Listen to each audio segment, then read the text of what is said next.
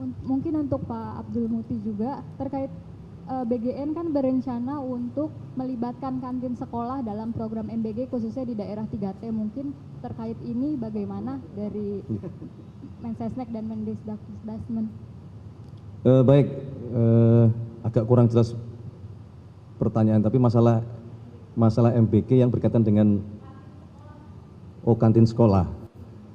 Baik, saya pikir itu bagian dari yang sekarang proses penataan menyeluruh di Badan Gizi Nasional kita sebagai mungkin salah satu alternatif skema, barangkali itu juga masuk menjadi salah satu yang coba akan kita lihat apakah tepat untuk diberlakukan di beberapa zona tertentu gitu. Itu bagian dari yang sedang ditata oleh BGN.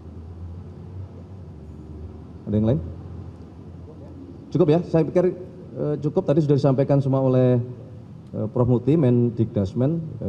Saya hanya ingin menggarisbawahi bahwa diskusi hampir 2 jam lebih, betul-betul pemerintah dan Bapak Presiden sangat concern terhadap masalah pendidikan, baik mengenai infrastrukturnya, kemudian peningkatan gurunya, dan termasuk beliau diberi tugas untuk sesegera mungkin membentuk tim untuk mempelajari buku ajar atau buku pelajaran bagi seluruh peserta didik kita yang harus disesuaikan dengan perkembangan zaman, perkembangan teknologi yang kita tidak ingin kalah dengan buku-buku pelajaran dari luar. Saya kira itu. Terima kasih sekali lagi Prof. Muti. Terima kasih teman-teman. Selamat sore. Terima kasih semuanya.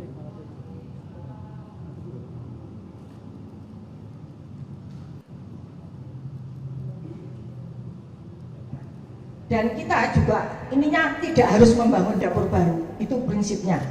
Kita bisa menggunakan dapur-dapur misalnya kantin sekolah. Kami berharap masih bisa menurunkan lagi, namun tidak mengurangi sasaran.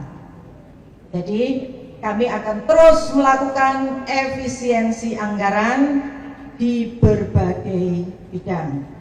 Dalam rangka efisiensi anggaran, maka hal yang kami lakukan adalah pertama, refocusing penerima manfaat. 2, moratorium dapur titik-titik baru. 3, pembenahan dapur-dapur yang telah berdiri dan telah beroperasi agar sesuai dengan standar untuk menghasilkan makanan yang berkualitas, termasuk perbaikan dan pelatihan SDM. Artinya bila dapur itu tidak sesuai, tentu kami akan lakukan suspend. 4, merealisasikan program MBG untuk daerah 3T tertinggal, terdepan dan terluar dengan beberapa alternatif skema pelaksanaan agar tidak membebani APBN. Nah, itulah yang sore hari ini kami konsolidasikan, jadi kami fokus kepada efisiensi anggaran. Demikian dari kami, dan insya Allah kita akan bertahap bicaranya. Kita akan adakan jumpa pers sesering mungkin, mungkin minggu depan juga kita akan jumpa pers lagi tentang tema-tema yang lain. Tapi sore hari ini kita bicara pada efisiensi anggaran. Terima kasih. Baik, terima kasih Ibu Nani, Ibu Waka dan Pak Waka. Apa ada yang ingin disampaikan juga? Baik, selanjutnya kita masuk ke sesi tanya jawab. Untuk pertanyaan kali ini kami batasi maksimal 3 pertanyaan dan temanya terkait perbaikan tata kelola pelaksanaan MBG dan efisiensi anggaran saja ya. Karena nanti untuk manajemen pimpinan yang baru ini kami akan rutin melakukan konferensi pers setiap minggu. Jadi mohon untuk setiap minggunya ada tema-tema khusus dan tidak boleh di luar dari tema itu. Terima kasih. Mungkin silakan sebutkan nama dan medianya.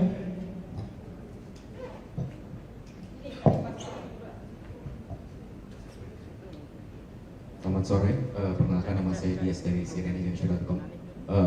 Bu Danik tadi sempat mention kalau akan ada moratorium ya untuk dapur MBG. Nah itu yang di moratorium apakah sudah tidak bisa mengajukan pembangunannya lagi atau misalnya mungkin yang lagi berjalan itu di stop dulu atau bagaimana, mungkin boleh tolong dielaborasi lagi Bu, terima kasih. Boleh, terima kasih Mas. Jadi kita sekarang ini kan banyak sekali yang mendaftar dan posisinya ada persiapan, ada apa gitu. Nah saat ini sudah ada sekitar 27 dapur yang sudah 27.000 lebih dapur yang sudah operasional.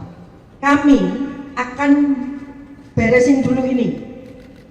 Misalnya di satu kecamatan ini cukup kok 6 saja.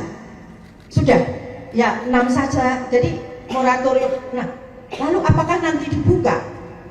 Kalau kemudian setelah kita lihat kurang, baru kita buka lagi pendaftarannya. Jadi kami beresi dulu Mas, beresi dulu. Karena apa? Jujur sekarang yang numpuk ini di aglomerasi, yang 3T belum kesentuh. Jadi Pak Presiden pesannya kami harus ke 3T dulu. Demikian Mas. Berapa lama Bu ini untuk moratoriumnya? Ya secepatnya lah ya.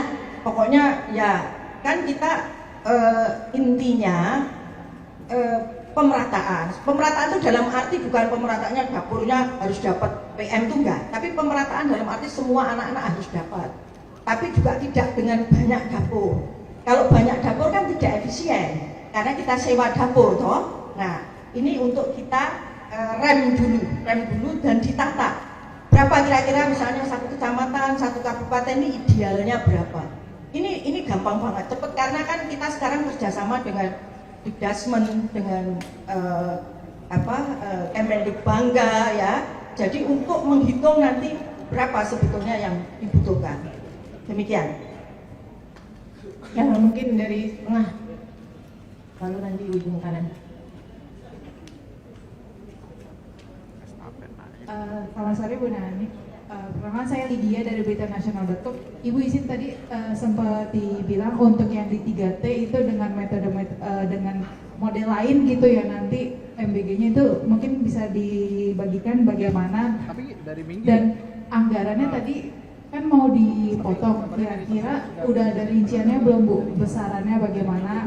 Yang bisa diefisiensikan dan yang untuk di 3T difokuskan kira-kira berapa gitu? Terima kasih. Terima kasih Mbak Lydia. Kita kan hari pertama urung ngitung-ngitung angka Mbak. Saya belum kita ngitung-ngitung, tapi intinya dulu kan formalisasinya menggunakan dibangun dengan pakai seluruhnya anggaran negara. Yang sekarang itu kita coba ada alternatif lain. Misalnya ada CSR BUMN, ada hibah dari negara lain, itu banyak loh hibah-hibah ini. Bahkan sekarang sudah ada juga beberapa yayasan yang menerima hibah untuk membangun dapur ya. Kemudian ada juga misalnya kalau ada pengusaha dia berinvestasi di tempat yang terpencil, kemudian ada sekolah, ada lain-lain, mereka juga punya CSR kan. Nah itu untuk bisa membangun. Jadi ada beberapa alternatif. Intinya untuk mengurangi beban anggaran APBN yang dulu kan full 100% mau dibiayai oleh APBN. Nah, dan kita juga ininya tidak harus membangun dapur baru, itu prinsipnya. Kita bisa menggunakan dapur-dapur misalnya kantin sekolah. Karena 3T ini cuma ada yang 200, ada 81, ada 47 orang di wilayah-wilayah itu.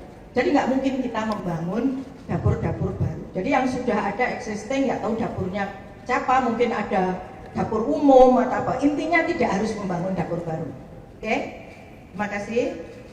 Ya, Satu lagi ya. Silakan. Selamat sore, ibu-ibu dan bapak. Andi, Pak, Bu dari Kata Data. Ada pertanyaan.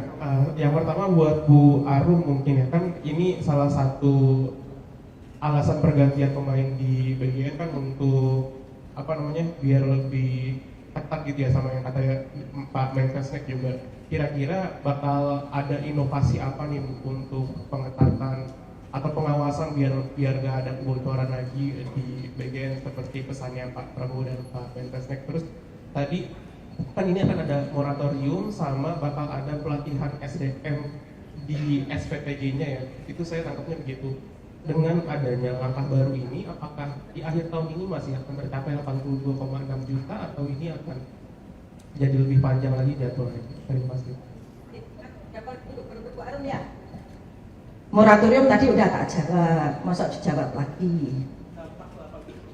Nah, jadi gini, dampaknya ya, kemarin kami bertiga dipanggil Presiden dan kami sudah menyampaikan ke beliau, tahun 2026 ini mohon Bapak, kami tidak mengejar kuantitas, kami akan perbaiki kualitas, sehingga bisa jadi kami tidak akan mengejar ke 82 juta, tapi bagaimana dapur-dapur ini sehat, memberikan makan yang bergizi ya, lalu refocusing. Misalnya nanti akan kita juga kalau ada sekolah-sekolah yang mahal gitu, kan kita tanya apakah masih perlu MBG. Nah ini yang kita alihkan ke 3T, jadi bisa aja sebetulnya penerima manfaatnya bertambah, tapi tambahannya ini sebetulnya mengurangi dari yang tidak fokus mungkin selama ini. Nah sekarang kita fokuskan, kan sekarang kan semua sekolah dikasih. Nah sekarang kita fokuskan adalah ke 3T dan terutama untuk 3B. Boleh sekedar untuk gambaran 3B. Jadi setelah kita diskusi dengan para pakar, kami ini selalu diskusi dengan para pakar untuk mengambil kebijakan. Kami kumpulkan dengan para profesor di bidang anak, dokter anak, lalu ahli gizi, bahwa mereka itu mengatakan bahwa intervensi gizi itu paling bagus adalah saat mulai kandungan bulan pertama sampai usia 9 tahun atau sampai SD. Nah kita yang kejar ke sana. Makanya kemarin kita kan sampai mengeluarkan ancaman SPPG harus ada 3B, Bumil, Busui, Balita. Kalau enggak kita suspend. Alhamdulillah hasilnya bagus, 2 minggu tuh. Kan ini ada 22 juta 3B. Nah itulah kira-kira ya, pokoknya fokus Mas. Biar anggarannya juga fokus ya kan ke sana tercapai. Nah, terus apalagi tadi Bu Arumsari ya. Subscribe, share, like and comment. Subscribe, share, like and comment. Subscribe, share, like and comment. Subscribe, share, like and comment. Subscribe, share, like and comment. Subscribe, share, like and comment. Subscribe, share, like and comment. Subscribe, share, like and comment. Subscribe, share, like and comment. Subscribe, share, like and comment.